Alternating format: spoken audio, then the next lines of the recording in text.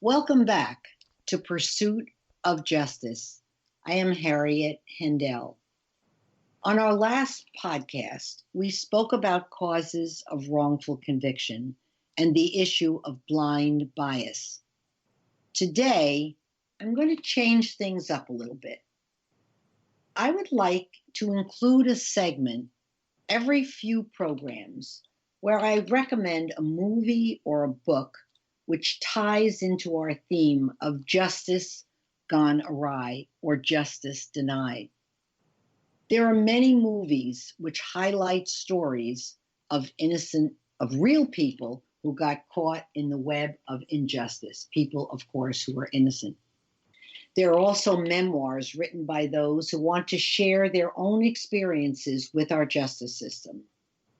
In August of this year, a film called Trial by Fire was released starring Laura Dern. It is about the case of Cameron Todd Willingham, a man from Corsicana, Texas, who was accused of starting a fire which took the lives of his 3 small children. Back in 2010, PBS did a program devoted to this very case. It was on PBS's Frontline series, and it was titled Death by Fire. It might be interesting to see both and compare them. Willingham was executed for his crime. I will let you decide if he was innocent or guilty. The actual crime dates back to 1991. A documentary I saw recently on HBO is True Justice, featuring the life and work of Bryan Stevenson.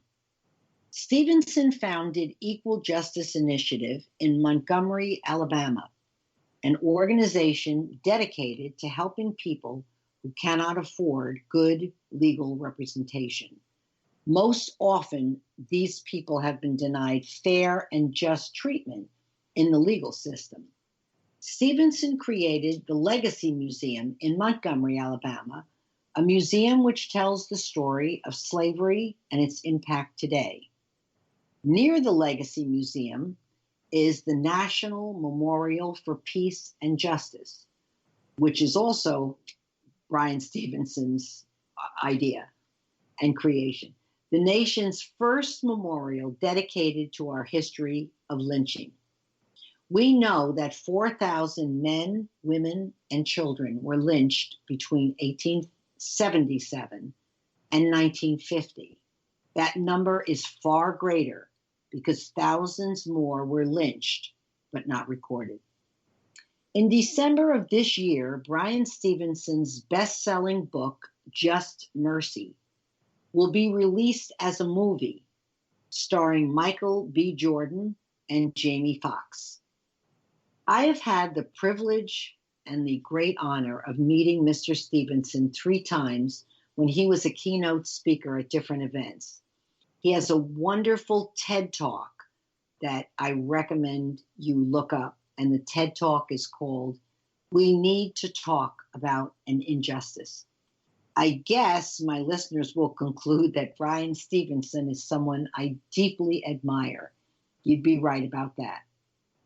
A movie from 2010 that is one of my favorites is called Conviction, starring Hilary Swank and Minnie Driver.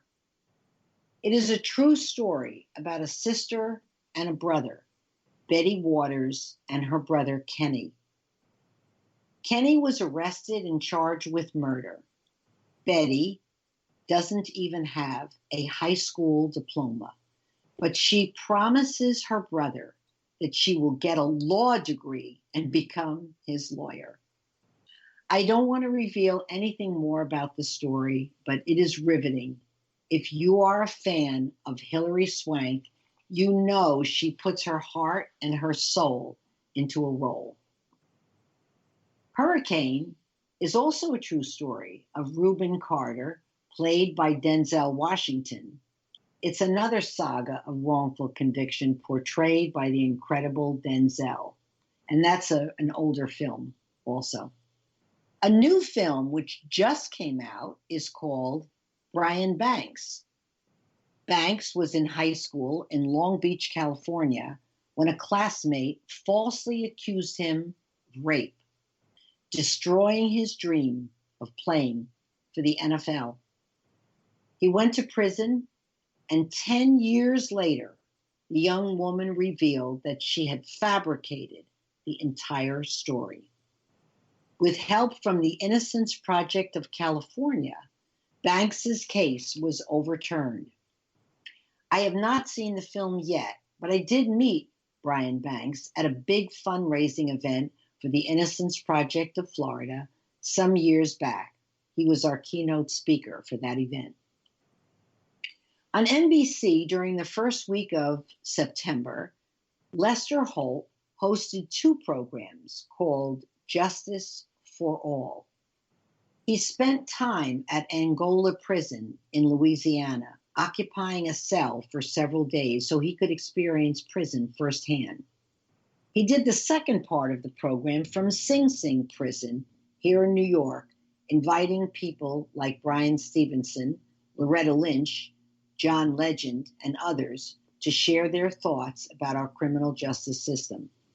The program was filmed inside the barbed wire of Sing Sing with many inmates in attendance. I hope Mr. Holt adds some additional programs to this first set. He does mention wrongful conviction, but just glosses over it. I'm sure he'll come back to it. The final recommendation is a book written by a man who spent 30 years on death row for a crime he did not commit. Thanks to Brian Stevenson, Anthony Ray Hinton was released in 2015.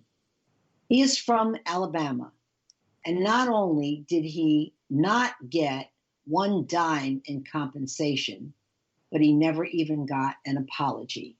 And from what I understand, Alabama does have a compensation law on the books, but no money to give out for that compensation. So what good is the law? Ray, as he is called, wrote a book recently called The Sun Does Shine, about his experiences on death row for 30 years. I have not only listened to his book on CD, and the book is out in a hardcover and a paper as well, but I met him just 2 short weeks after his release from prison at an Innocence Network International Conference in Orlando, Florida in 2015. The Innocence Network, as I had mentioned in an earlier podcast, is composed of every innocence project in the country and in the world. They hold a convention every year in a different state. My husband and I were heading down to the kickoff breakfast that morning in a beautiful hotel when we met 2 men heading to the elevator going in our direction.